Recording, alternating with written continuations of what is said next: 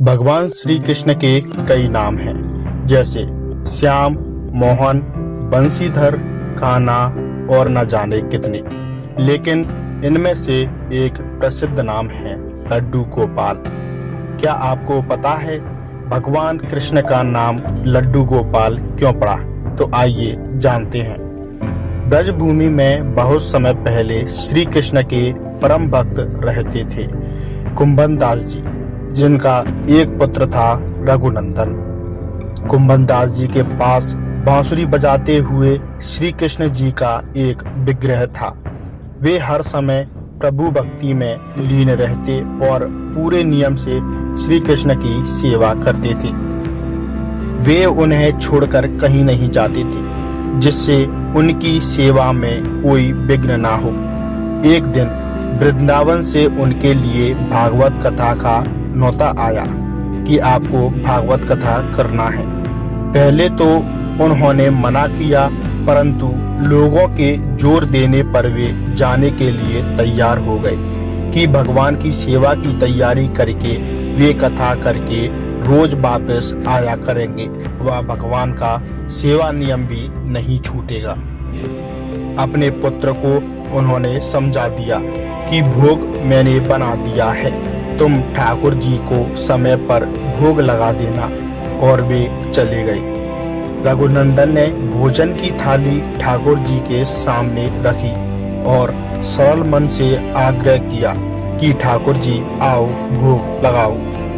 उसके बाल मन में यह छवि थी कि वे आकर अपने हाथों से भोजन करेंगे, जैसे हम खाते हैं। उन्होंने बार बार आग्रह किया, लेकिन भोजन तो वैसे ही रखा था।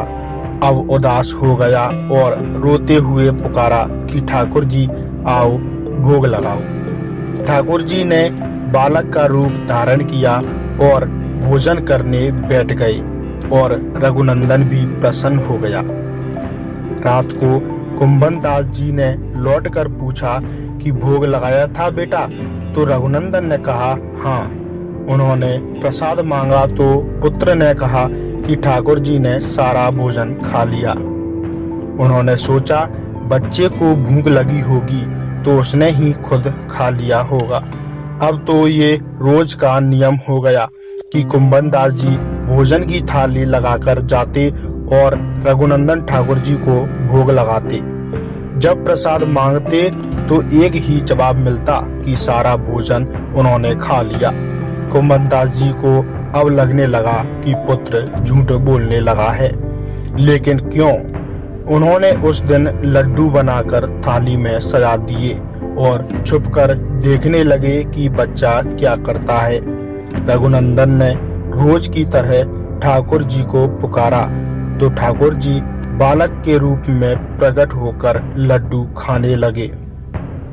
यह देखकर कुंभन दास जी दौड़ते हुए आए और प्रभु के चरणों में गिरकर विनती करने लगे। उस समय ठाकुर जी के हाथ में एक लड्डू और दूसरे हाथ का लड्डू मुख में जाने को ही था कि वे जड़ हो गई। उसके बाद से उनकी इसी रूप में पूजा की जाती है और वे लड्डू गोपाल कहलाए जाने लगे। जय हो लड्डू गोपाल की। तो दोस्तों, कैसी लगी आपको ये कहानी? अगर अच्छी लगी हो तो वीडियो को लाइक करें और चैनल को सब्सक्राइब करें, जिससे हमारी आगे आने वाली वीडियो आप तक सबसे पहले पहुंच सके। धन्यवाद।